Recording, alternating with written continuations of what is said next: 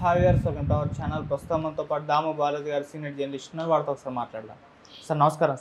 Sir, హైదరాబాద్లో కూడా టెర్రరిస్టులు ఉన్నారని చెప్పేసి ఒక వార్త వైరల్ అవుతుంది సార్. వీళ్ళకు మసూద్ అజర్ అనే ఒక టెర్రరిస్టులతో కూడా లింకులు ఉన్నట్టు కూడా చెప్తున్నారు. అంటే దీనికి సంబంధించి ఒక వీడియో కూడా వైరల్ అవుతుంది. అంటే ఆ వీడియోలో ఒక వ్యక్తి తన భార్య మసూద్ అజర్తో సంబంధం పెట్టుకుంది అని చెప్పేసి చెప్తున్నాడు.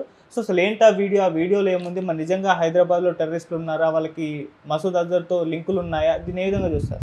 మామూలుగా గత కొంతకాలం నుంచి హైదరాబాద్ కూడా టెన్స్లో ఉంది. హైదరాబాద్లో స్లీపర్ సెల్స్ ఉన్నాయి.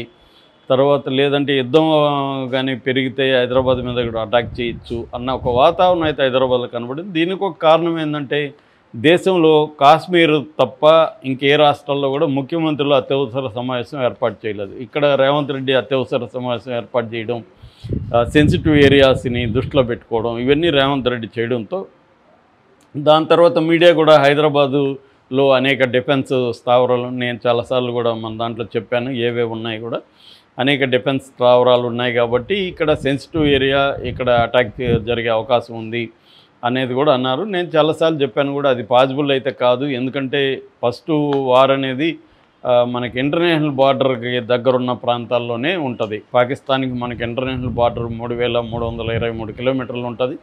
అక్కడ బార్డర్ స్టేట్స్ ఏవైతే ఉన్నాయో, రాజస్థాన్ కానీ, గుజరాత్ కానీ, పంజాబ్ కానీ, జమ్మూ కాశ్మీర్ కానీ, ఆ ప్రాంతాల్లో ప్రధానంగా యుద్ధం ఉంటుంది. దాని తర్వాత ఇలా మెల్లగా సౌత్ ఇండియాకి వ్యాపిస్తుంది. సో మన 1500 కిలోమీటర్ల దూరంలో హైదరాబాద్ ఉంది పాకిస్తాన్కి. కాబట్టి హైదరాబాద్ డేంజర్ అయితే కాదు అనేది నేను కూడా చాలాసార్లు చెప్పాను. కానీ రకరకాల వార్తలు అయితే వస్తున్నాయి. కొత్తగా ఒక వీడియో వైరల్ అవుతుంది. దాదాపు నేను చూసిన టైంకి 20 లక్షల మంది ఆ వీడియోని చూశారు. ఎక్స్లో అది ఒక షోనీ కపూర్ అనే ఒక అతని ఐడి నుంచి ఉందన్నమాట. ఆ ఐడిలో పెట్టారు ఆ వీడియోని. ఆ వీడియోలో ఏముందంటే, ఓల్డ్ సిటీలో ఒక హస్బెండ్ ముఖం కనబడట్లేదు, హస్బెండ్ అని చెప్తున్నాడు అతను. భార్య ఏదో పని చేసుకుంటుంది మంచం మీద కూర్చొని. అది ఒక స్మాల్ పేదల ఇల్లు లాగే ఉంది. ఆ ఇంట్లో ఇతను వీడియో తీస్తున్నాడామని తీస్తూ మాట్లాడుతున్నాడు. అదేంటంటే, ఈమె టెర్రరిస్టు. ఈమె కొంతకాలం గత 2016 నుంచి కూడా 16 నుంచి కూడా ఈమె అక్కడ పాకిస్తానీ టెర్రరిస్టు మసూద్ అజర్ బయోగ్రఫీ కూడా నేను చెప్పాను. మసూద్ అజర్ అంటే మనకి జైష్-ఇ-మొహమ్మద్ అనే ఒక సంస్థని 2000 సంవత్సరంలో పాకిస్తాన్లో నెలకొల్పాడు. ఆ తర్వాత 2001లో పార్లమెంట్ అటాక్లు కానీ, 2019లో పుల్వామా అటాక్స్ కానీ, ఇలాంటి అనేక వాటికి ఆయన బాధ్యుడు. ఆయన మన దేశం జైల్లో 1994లో అరెస్ట్ అయ్యి 99లో మనం కాఠ్మండు నుంచి ఢిల్లీకి వస్తున్న విమానాన్ని హైజాక్ చేయించి కాందహార్కి తీసుకెళ్ళి ఆయన విడిపించుకున్నారు. సో ఆ తర్వాత ఆయన వెళ్ళిన తర్వాత ఈ జైష్-ఇ-మొహమ్మద్ అనే ఒక సంస్థ పెట్టాడు. అంటే ఇండియాలో టెర్రరిజానికి ప్రధాన కారణం 2 సంస్థలు పాకిస్తాన్లో ఉంటాయి. ఈ 2 కూడా, ఒకటేమో లష్కర్-ఇ-తోయిబా, రెండోదేమో జైష్-ఇ-మొహమ్మద్. ఈ జైష్-ఇ-మొహమ్మద్ సంస్థ ఫౌండరే ఈ మసూద్ అజర్. మొన్న ఆపరేషన్ సింధూర్లో భాగంగా బహవల్పూర్ అనే ఏరియాలో మనం అటాక్ చేసాం. ఆ బహవల్పూర్ ఆ టెర్రరిస్ట్ క్యాంప్ ఏదైతే ఉందో, ఆ క్యాంపులో ఈ మసూద్ అజర్ బంధువులు, వాళ్ళ అక్క, వాళ్ళ బావ, వాళ్ళ పిల్లలు, ఇలాగా మొత్తం 10 మంది చనిపోయారు. ఎయిడ్స్ ఒక 4 చనిపోయారు. అంటే సహాయకులు ఒక 4 చనిపోయారు. మొత్తంగా 14 మంది అక్కడ చనిపోయారు ఈ అజహార్కి సంబంధించి. సో అందులో వాళ్ళ తమ్ముడు ఉన్నాడని, ఇంకొంతమంది టెర్రరిస్టులు కూడా ఉన్నారనేది చెబుతున్నారు. సో ఏదేమైనా ఇతను కీలకమైన వ్యక్తి. తర్వాత అతను ఒక ఉర్దూలో లెటర్ కూడా రిలీజ్ చేశారు. అది మోడీని హెచ్చరిస్తూ, ఇండియాని హెచ్చరిస్తూ చేశాడు. దాంతో ఒకసారిగా ఇండియాలో అనేక రాష్ట్రాల్లో కూడా ఉలిక్కిపాటు జరిగింది. అట్లాగే హైదరాబాద్లో కూడా, గతంలో కూడా హైదరాబాద్లో ఏమైంది, మనకి టెర్రరిస్ట్ యాక్టివిటీలు జరిగాయి. 2007లో మెక్కా మసీదు, 2007లోనే గోకుల్ చాటు అండ్ లుంబిని పార్క్ ఒకే రోజు ఒకే టైమింగ్లో 2 చోట్ల జరిగాయి. గోకుల్ చాట్లో 32 మంది చనిపోతే, లుంబిని దీంట్లో 10 మంది చనిపోయారు. మొత్తం 32 మంది చనిపోతే దాదాపు 50 మంది తీవ్రంగా గాయపడ్డారు. ఆ తర్వాత 2013లో దిల్సుఖ్ నగర్లో బాంబ్ బ్లాస్టులు జరిగింది. అందులో కూడా చాలామంది చనిపోయారు. ఇలాగా హైదరాబాద్లో బాంబ్ బ్లాస్టులు జరగడం, తర్వాత ఎన్ఐఏ నేషనల్ ఇన్వెస్టిగేటివ్ ఏజెన్సీ అనేకసార్లు హైదరాబాద్లో దాడులు జరిగింది. లేటెస్ట్గా అంటే 2023లో ఎన్ఐఏ దాడులు జరిపింది. మొగల్పురా, మీరా చౌక్, భవానీనగర్ ఇలాంటి ఓల్డ్ సిటీ ఏరియాస్లో దాడులు జరిపి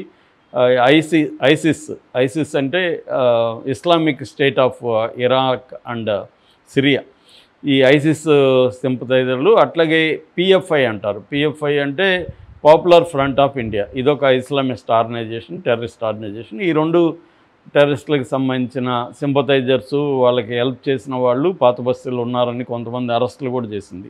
ఇది 2016 నుంచి కూడా ఈ అరెస్టులు జరుగుతూనే ఉన్నాయన్నమాట. సో ఎన్ఐఏ అనేకసార్లు హైదరాబాద్లో అనేక ప్రాంతాల మీద అరెస్టులు చేస్తుంది, దాడి చేసి. సో ఈ నేపథ్యంలో హైదరాబాద్లో స్లీపర్ సెల్స్ ఉన్నాయన్న ఒక వాతావరణంలో ఈ భర్త చేసిన వీడియో వచ్చింది. ఈ భర్త ఏం చెప్తున్నాడంటే, ఈమె హిందువుగా ఉండి ఇప్పుడు ముస్లిం కన్వర్ట్ అయిన తర్వాత నన్ను పెళ్లి చేసుకున్నాక అప్పటి నుంచి కూడా 2016 నుంచి మెయిల్లో కాంటాక్ట్లో ఉంది అజర్కి. ఈమె టెర్రరిస్టు, దీన్ని మన దేశంలో వాళ్ళకి నేను అధికారులకు తీసుకెళ్తాను అని ఈమె ఒక దేశద్రోహి అని మాట్లాడుతున్నాడు. ఆమె మాట్లాడుతుంది, అవునవును ఎవరు దేశద్రోహి అల్లాకు తెలుసు, నువ్వే నా ఐడిని హ్యాక్ చేసి నా ఐడి నుంచి నువ్వే పంపిస్తున్నావు అని ఆరోపిస్తుంది. అంటే క్లియర్గా ఒక విషయం అయితే ఈ వీడియోలో మనకు బయటపడింది ఏంటంటే, ఇద్దరు కూడా ఏం చెప్తున్నారంటే, ఆమె మెయిల్ ఐడి నుంచి ఈ మసూద్ అజర్కి అయితే వీళ్ళు కాంటాక్ట్ చేశారు, అతను కూడా రిప్లై ఇచ్చాడు, టచ్లో ఉన్నారు. అయితే ఇతను టచ్లో ఉన్నాడా, ఆమె టచ్లో ఉందనేదే కన్ఫ్యూజన్ ఇక్కడ. ఇతనేమో ఆమె ఉంటాడు, ఆమెమో నా ఐడిని హ్యాక్ చేసి నువ్వే చేసావు అని ఆమె అంటుంది. మొత్తం మీద ఆ ఇంట్లో నుంచి అయితే టచ్లో ఉన్నారని అర్థమవుతుంది. దీని మీద మరి మన అధికారులు, మన ఇంటెలిజెన్స్ వింగు ఏమి చర్య తీసుకోబోతుంది? కౌంటర్ ఇంటెలిజెన్స్ ఉంటుంది మన తెలంగాణలో. ఈ కౌంటర్ ఇంటెలిజెన్సే ఎక్కువగా టెర్రరిస్ట్ యాక్టివిటీల మీద ఎన్ఐతో కలిసి పనిచేస్తుంది. ఎన్ఐ అంటే నేషనల్ ఇన్వెస్టిగేటివ్ ఏజెన్సీ. దేశంలో టెర్రరిస్ట్ యాక్టివిటీలు కానీ, మావోయిస్ట్ యాక్టివిటీలు కానీ వీటి మీద ప్రధానంగా పనిచేసే సంస్థ ఎన్ఐఏ. ఇక్కడేమో కౌంటర్ ఇంటెలిజెన్స్ సంస్థ. ఈ రెండు కలిసి పనిచేస్తున్నాయి. మరి ఇప్పుడు ఈ వీడియో మీద చర్య తీసుకుంటారా లేదా అనేది చూడాలి. ఎందుకంటే ఇది కొంత ఆందోళన కలిగించే విషయమే. ఆల్రెడీ అతను బెదిరించున్నాడు మసూద్ అజర్. ఖచ్చితంగా అతను, ఎందుకంటే చాలా ఆవేదన కూడా చెందాడు. నా ప్రియమైన కుటుంబం చనిపోయింది, నేను కూడా చనిపోయింటే బాగుండు అనిపిస్తుంది, ఇంత బాధ ఉండదు నాకు అని కూడా మాట్లాడాడు. సో అంటే అతనికి చాలా ఆవేదన, కోపము, బాధ అన్నీ ఉన్నాయి కాబట్టి ఖచ్చితంగా ఇండియా మీద పగ తీర్చుకునే అవకాశం అయితే ఉంది. ఇండియాలో సెన్సిటివ్ ఏరియాస్లో హైదరాబాద్ కూడా ఒకటి. ఇక్కడ ఓల్డ్ సిటీస్ ఉండడం, ఓల్డ్ సిటీలో పేదరికం ఇంకోటి కారణాలు కావడం, ముస్లిం యూత్ని వాళ్ళు ఐసిస్లోకి ఇంకో దగ్గరికి తీసుకెళ్ళడం, ఇటువంటివి ఉన్నాయి. అయితే దీన్ని మన ఎంబీటీ కానీ ఎంఐఎం పార్టీలు రెండు కూడా ఖండించాయి. ఇక్కడ ఎవరు టెర్రరిస్టులు లేరు, మీరు అనవసరంగా మా ముస్లిం యూత్ని టార్గెట్ చేసి ఇది చేస్తున్నారనేది అంటున్నారు. కానీ గతంలో కూడా హైదరాబాద్ లింకులు అయితే ఉన్నాయి. ఎందుకంటే ఇక్కడ పేలుళ్ళు ఇవన్నీ జరిగాయంటే లోకల్గా సపోర్ట్ లేకుండా ఎట్లా పెట్టారు, బయట నుంచి వచ్చారన్న డౌట్లు అయితే చాలామందికి ఉన్నాయి. సపోర్ట్ లోకల్గా కూడా ఉందని కొన్ని అరెస్టులు కూడా 2016 జూన్లో కూడా 11 మందిని అరెస్ట్ చేశారు. తర్వాత 2019 ఏప్రిల్లో అరెస్టులు జరిగాయి. తర్వాత మార్చి 21లో కూడా కొన్ని దాదాపు 20-30 లొకేషన్లలో సెర్చ్లు అవన్నీ జరిగాయి.